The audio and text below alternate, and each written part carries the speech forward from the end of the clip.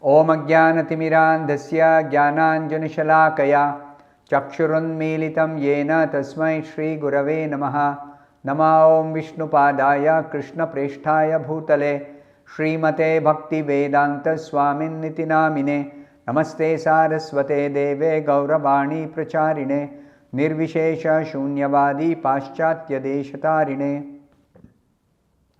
Jaya Shri Krishna Chaitanya Prabhu Nityananda Shri Advaita Gadadhara Shrivasadi Gaura Bhakta Vrinda Hare Krishna Krishna Krishna Hare Hare Hare Rama Rama Rama Hare Hare Om Namo Bhagavate Vasudevaya Narayanam Namaskritya Naram Chaiva Narottamam Devim Saraswatim Vyasam Tato Jayam Udirayet.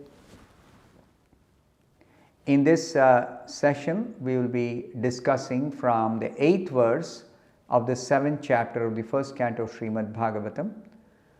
Sa samhitam bhagavatim kritvanukramya chatmajam shukam adhyapayamasa nivritti niratam munihi.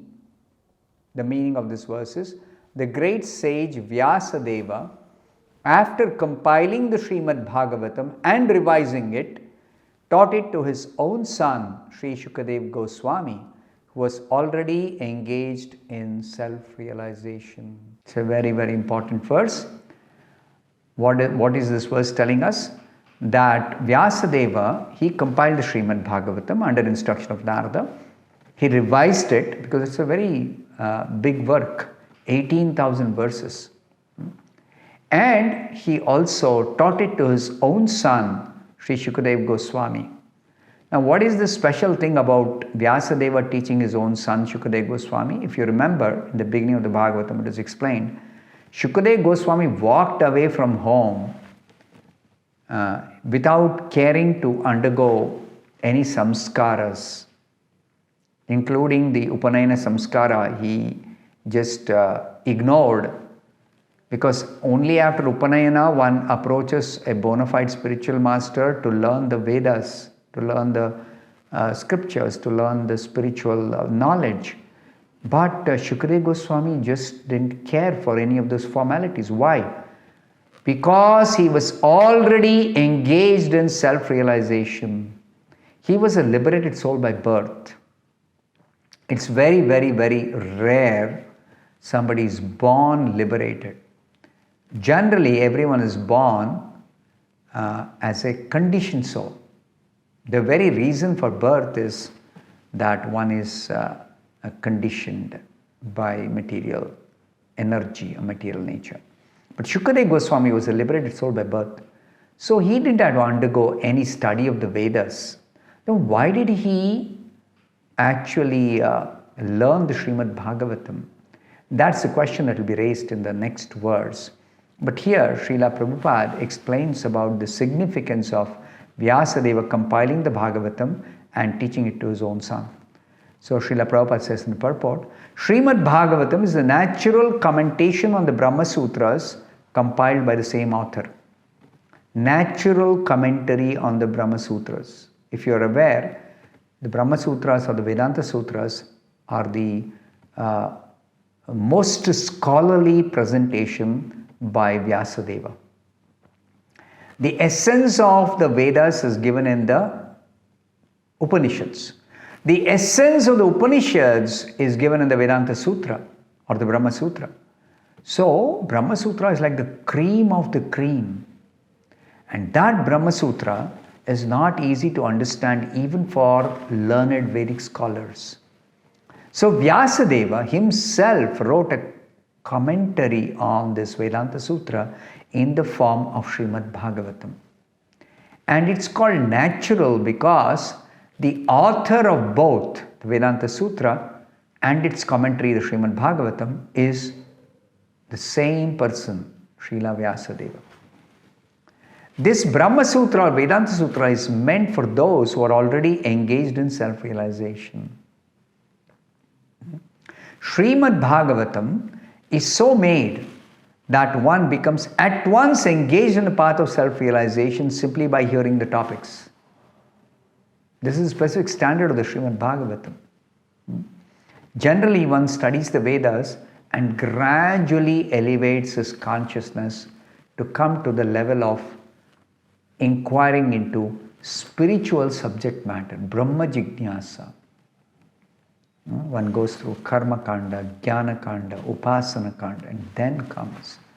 But Bhagavatam is above and beyond all these other literature. It's a very unique literature. Therefore, Srila Prabhupada says here, although it is especially, it means the Bhagavatam is especially meant for the Paramahamsas, or those who are totally engaged in self-realization.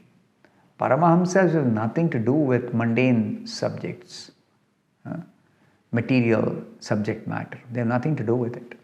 So they are just interested in transcendence, in spiritual subject matter, Brahma Jignasa.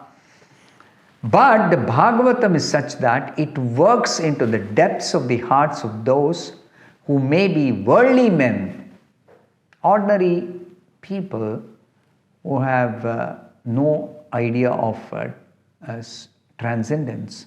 Even such people, if they give attention to hearing Bhagavatam, it is going to work in the depths of their hearts in such a way that it will bring about an immediate transformation of their consciousness. Worldly men are all engaged in sense gratification. This is the material disease. Simply interested in sense enjoyment, which is the very cause of bondage. Foolishly, we think that let me enjoy. What is this enjoyment? Getting deeper and deeper entangled in this material world, material bondage. What is material bondage? People do not even understand or know about what is called as karma bandhana or material bondage. Material bondage means we have lost our freedom, natural freedom which is there in our spiritual existence. We are bound up by this body, we are bound up by the laws of material nature. Just like I cannot eat whatever I want, anytime I want, as much as I want, I cannot. If I don't obey or follow the laws of material nature, then overeating causes indigestion. Or eating the wrong thing, it infects some part of the body and we get diseased and we suffer in so many ways due to diseases. So like this, we have lost our natural freedom because of material bondage. And what is this proof of material bondage? This very material body. Every body, material body, is a limitation. The soul is completely free to travel anywhere in the whole creation. But being bound up by this body, we cannot just go anywhere and everywhere. And the means of travel also is fixed according to the body, is it not? Birds can fly, human beings cannot fly unless they use a machine called an aeroplane, or they use some yogic siddhi. Otherwise, they cannot fly. The aquatics can live in the water, but they cannot live on the land. We live on the land, but we cannot live in water.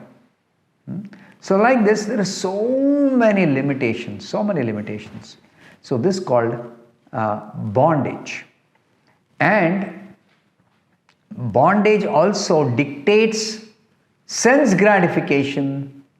We are under illusion or this thing that sense gratification will solve my problem. But the remedial measure for all these problems is there in the Bhagavatam. Shukadeva Goswami was a liberated soul from the very beginning of his life, but his father taught him the Srimad Bhagavatam because this is the subject matter for the Paramahamsas, for those who are liberated souls. They can best relish the Srimad Bhagavatam. Topics of Krishna are best relished by liberated persons. But it is not only for liberated persons, it's for everyone. Amongst mundane scholars, there is some diversity of opinion as to the date of compilation of Srimad Bhagavatam. These mundane scholars, they have their own empirical methods of determining how old is some scripture or how many years back something was spoken. About history itself, there are so many opinions according to their own theories. But from the text of the Bhagavatam, it is very clear that this Bhagavatam was compiled before the disappearance of King Parikshit and after the departure of Lord Krishna. So this is all described in the Bhagavatam itself, very clearly. When Maharaj Parikshit was ruling the world as the king of Bharatavarsha, he chastised the personality of Kali Purusha. That is described in the first canto of the Srimad Bhagavatam. According to revealed scriptures and astrological calculation, the age of Kali is in its 5,000th year. Now, 5,000 years have already passed since Kali Yuga began. Therefore, Srimad Bhagavatam was compiled not less than 5,000 years ago. See how Srila Prabhupada is arriving at this figure of 5,000 years old based on the description in the Bhagavatam itself. Mahabharata was compiled before Srimad Bhagavatam and the Puranas were compiled before Mahabharata. Vyasadeva is the one who compiled all this. So he compiled the Puranas, then he compiled the Mahabharata, then he compiled the Srimad Bhagavatam. That is an estimation of the date of compilation of the different Vedic literatures. Especially the Puranas, Mahabharata and Bhagavatam are very important because they describe the activities of the personality of Godhead Krishna. The activities of the person is very rarely found in Vedic literature. A lot of description is there about the impersonal feature, but that is the subordinate aspect of the absolute truth. The impersonal Brahman is subordinate to the personality of Godhead. The synopsis of Srimad Bhagavatam was given before the detailed description under instruction of Narada. Narada gave the synopsis of Bhagavatam to Vyasadeva. And Vyasadeva expanded that and presented the Srimad Bhagavatam for our understanding in an elaborate way. Srimad Bhagavatam is the science for following the path of Nivritti Marga. That's why it was said Nivritta Niratam Munihi. Shukadeva Goswami was a liberated soul. It's the path of liberation. The path of Pravritti Marga was condemned by Narada. Narada, while instructing Vyasadeva, he said this Pravritti Marga simply increases, aggravates the diseased condition. Whereas Nivritta Marga relieves one of the disease, material disease. And also on the path of liberation, one becomes freed from all the material miseries. That was described in the previous two verses. This path of Nivritti Marga is the path of Pravritti Marga is the natural inclination for all conditioned souls.